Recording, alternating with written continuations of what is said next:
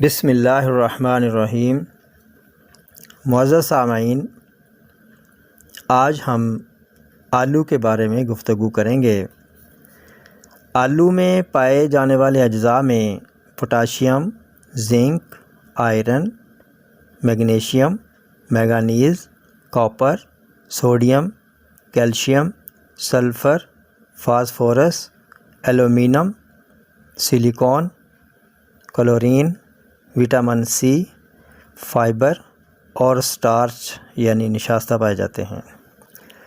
آلو کے فوائد میں آلو مشہور عام سبزی ہے، آسانی سے دستیاب ہوتا ہے۔ آلو تنہا یا دوسری سبزیوں میں ملا کر پکایا جاتا ہے۔ آلو کی بریانی بہت مشہور ہے۔ آلو قبض کشا ہے، قبض رفع کرتا ہے۔ اس کا شوربہ بھی قبض کشا ہے۔ آلو کولیسٹرول سے بچاتا ہے، اس لیے دل کے امراض سے بھی بچاتا ہے۔ آلو آکسیڈنٹ سے بھرپور ہونے کی وجہ سے بیماریوں سے بچا کر بدن کو بہتر کارکردگی میں مدد دیتا ہے۔ آلو سٹارچ کی وجہ سے اور دوسرے ایلیمنٹس کی وجہ سے بدن کو فربا کرنے کی صلاحیت رکھتا ہے، اسی لیے باڈی بلڈرز حضرات ابلے ہوئے آلو کا استعمال کرتے ہیں اور کمزور بچوں کو بھی کھلایا جاتا ہے۔ آلو میں آئرن اور وٹامن سی پایا جاتا ہے، اس لیے یہ خون پیدا کرنے کے لیے مددگار ثابت ہوتا ہے۔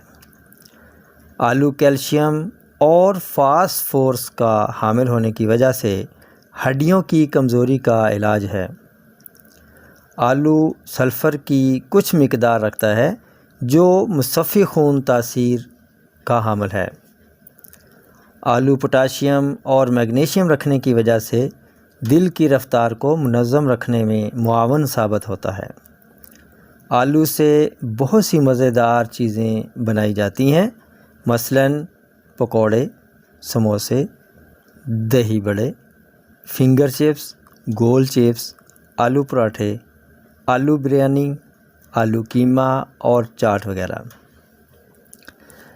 جہاں اس کے اتنے زیادہ فائدے ہیں، وہاں کچھ احتیاطیں بھی مد نظر رکھنی چاہیے۔